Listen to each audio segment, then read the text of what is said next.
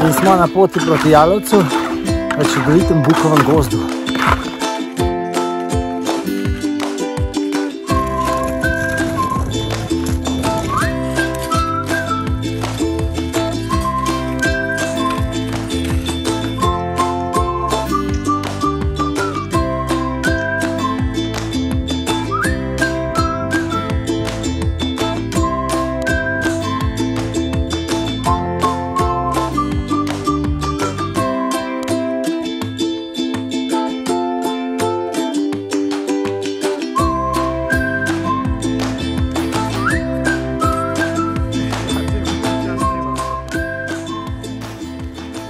Kakšen dan na vrhu Kotovega sedla in čaka nas spust v dolino.